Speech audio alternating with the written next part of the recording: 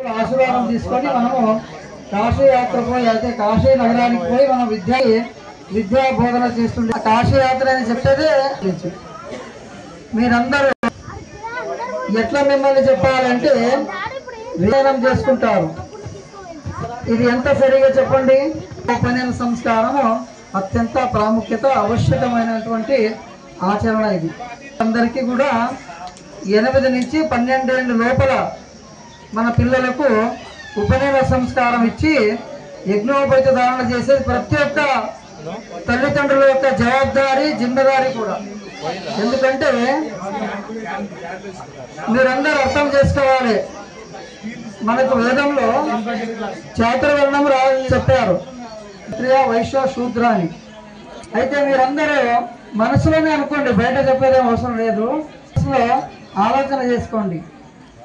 మనం శతపథ బ్రాహ్మణులు అయితే బ్రాహ్మణ అనే ఒక శబ్దానికి 101 బ్రాహ్మణ ఒక పంగడాలు ఉన్నాయి. పంగడాలు అంటే విడివిడిగా నాయి బ్రాహ్మణుడు కూడా ఇప్పుడు కటింగ్ చేసిండు కదా, ఆయనను కూడా నాయి బ్రాహ్మణ అంటాడు. ఆ కాలంలో అందరికీ బ్రాహ్మణత్వం లభించింది.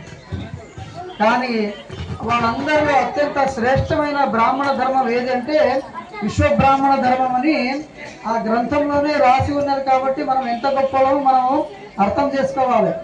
విశ్వబ్రాహ్మణ అంటే అంత గొప్ప ధర్మం. అయితే ధర్మం ఉన్నప్పుడు మనం ఏం ఆచరణ చేయాలి? ధారణ ధర్మమిత్యాహు ధర్మో ధారయతి ప్రజా. మన ధర్మం మనం పాటిస్తేనే కదా మనకు రక్షిత అని మనం అందరూ చెప్పుకుంటాం. ధర్మమును ఎట్లా మనం రక్షణ చేయాలి? మనం ఆచరణ చేస్తేనే ధర్మ రక్షణ అవుతుంది. 12 ఏళ్ళ లోపల మన పిల్లలకు ఉపనయన సంస్కారం యజ్ఞోపచారణ చేస్తే వాళ్ళు రేపు మంచి మంచి మేధావులయ్యి వాళ్ళ గాయత్రి జపంతో మంచి మేధావులయ్యి పండితులయ్యి వాళ్ళ భవిష్యత్తు మంచిగా ఉంటుంది. కాబట్టి మన విశ్వబ్రాహ్మణ ధర్మంలో ఇది ఒక ఉపనయన సంస్కారం అనేది వచ్చింది. మిగతా బ్రాహ్మణులు కూడా వాళ్ళు పాటిస్తున్నారు కదా, మన ఒక ఖర్చు తగ్గించుకోవడానికని మీరు అనుకోవద్దు. ఎందుకంటే ఆ ఒక వటు గాయత్రి జపంతో ఆయన పరిపూర్ణమైన 8 నుంచి 12 లోపలనే ఉపనయనం ఆయన మంచిగా మేధావి పెద్దగా అవుతాడు. మీరందరూ ఈ ఉపనయన సంస్కారం పొందారు, యజ్ఞోపేత ధారణ చేసుకున్నారు. మిమ్మల్ని అందరినీ అత్యంత పుణ్యాత్ములని నేను చెప్పగలుగుతాను. ఎంత స్థానము అమ్మవారి యొక్క తపస్సు బలం అంటూ ప్రజ్వలమైన అయినటువంటి తపస్సాచరణ చేసినటువంటి ఆశ్రమంలో మీకు వస్తుంది. కాబట్టి ఒక గ్రంథాలని సంధ్యావందన పుస్తకాన్ని ఇప్పుడు సమయం ఎక్కువైంది కాబట్టి ఇంకా గాయత్రి గురించి మనం వివరణ చేసే చాలా అవకాశం ఉన్నది. కానీ సమయం కూడా మనం చూడాలి. సమయం ఎక్కువైంది కాబట్టి వీరందరికీ ఆయురారోగ్య భోగభాగాలు ఇచ్చి ఆ భగవంతుడు ఆ అమ్మవారు మీ అందరికీ ఆయురారోగ్య భోగభాగాలు ఇచ్చి కాపాడాలి. ఇప్పుడు చేసుకున్న వాళ్ళందరూ తర్వాత బ్రహ్మోపదేశం గాయత్రి జపం మీరు పొందారు కదా అందరు పిల్లలు, రేపటి నుంచి ఆచార్యులు చెప్తారు.